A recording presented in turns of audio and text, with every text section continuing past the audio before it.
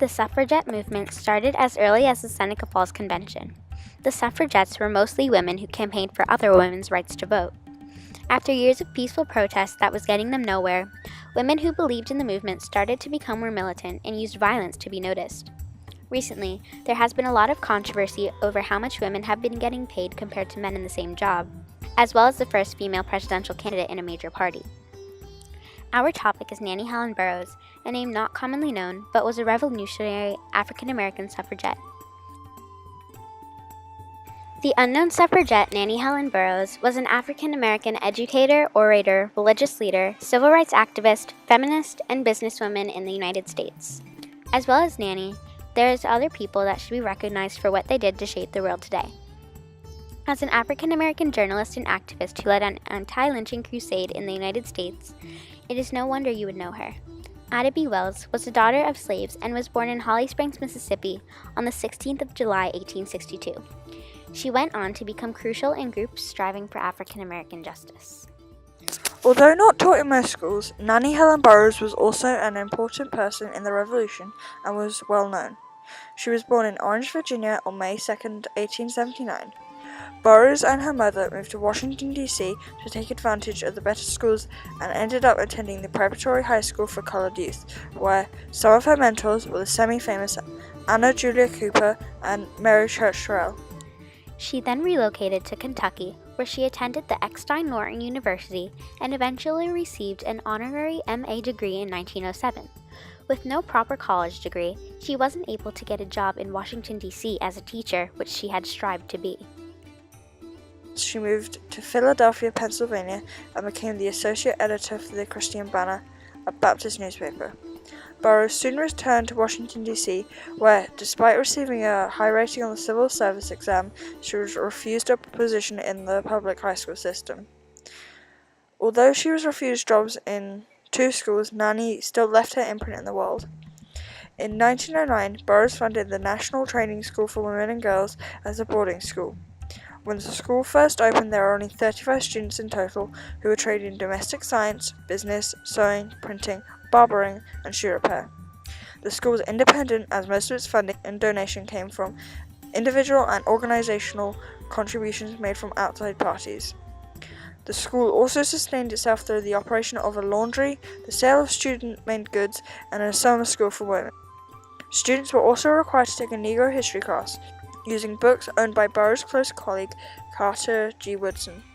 Burroughs also worked to assist women pursuing employment opportunities as well. In 1920, she founded the National Association of Wage Earners, focusing on improving wages and working conditions for domestic workers. Burroughs soon became a leader in the National Baptist Convention, also in women and civil rights movements. Her funeral was held at 19th Street Baptist Church and was attended by more than 5,500 people, some of whom she'd never met. Nannie's legacy left behind what she fought for. She fought for what the 15th Amendment did not state. The 15th Amendment to the Constitution granted African American men the right to vote. It states, "Right of citizens of the United States to vote shall not be denied or abridged by the United States or by any state on account of race, color, or previous condition of servitude." As you just heard, this only referred to men, not women. Women were just there. They were to be seen and never heard. Everyone seemed to accept society's claim that they were not meant for politics and not meant to meet in the voting booth, only because of their gender. Women were always seen as the housewives at home taking care of their families. We have come a long way since the time in which Nannie lived. The values she fought for have been fixed, but still, there's a large difference between men and women. Pay inequality figures are still unequal and is even worse for women of color. African American women only earn 72 cents for every dollar men earn, according to an article on New Republic. By the 1900s, the country had regressed to a state where African Americans had no rights. After a period in Reconstruction where African Americans had gained a lot of power and choice, this was a change for them.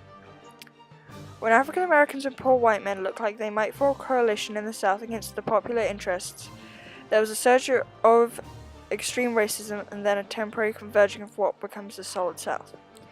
As a result of this, poor and wealthy whites began to unite in the late 1880s against African Americans and shut them out. African Americans still tried to make themselves politically known as they recognized how important this was on the local level. By the 1890s, African Americans had moved from a period in which they actually had a voice in the Southern government to a situation where they had no say whatsoever, and in addition to that, the violence did not stop, no matter how much people tried. The white Americans made it their business to make sure that African Americans did not attempt to represent themselves in any way, whether it was by voting or trying to buy land. The white South resorted to terrorism to keep their unjust way of life going even after the Civil War was over. Their methods consisted on lynching and hurting African Americans in any way possible. They had to live with the violence and had learned to accept it. During the last 16 years of the 19th century, there were about 2,500 lynchings in the South.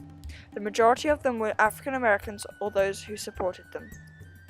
Times changed, and by 1900, the South was no longer what we called Jim Crow, which meant that it was desegregated.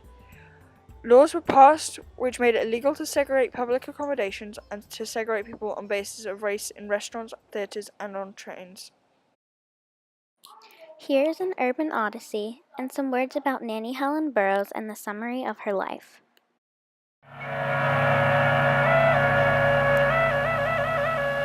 The recurrent migration to Washington, D.C. of African Americans in search of freedom, jobs, and justice, and their building of black communities have shaped the city's history from the beginning. Nannie Helen Burroughs came to Washington from rural Virginia in 1883, a time of increasing segregation and Jim Crowism. Acutely aware of the inferior education offered at that time to blacks, especially black girls, she struggled to find a way to equip them with the skills and knowledge they needed to face the world. She not only had to fight the prejudices of society, but also the condescension of the black male hierarchy of her church. Undaunted, she established the National Training School for Women and Girls in the Lincoln Heights section of Washington, D.C. in 1909. Until her death in 1961, she walked and talked with the most important leaders of her time, and they listened to her. Join us as the Nannie Helen Burroughs died on May 20th, 1961 of natural causes at the age of 82. Her funeral was held at the 19th Street Baptist Church where she was a member. She made a great impact on many African American lives. As a woman of great will and power, she did her deed of helping others and the world to get to where it is today.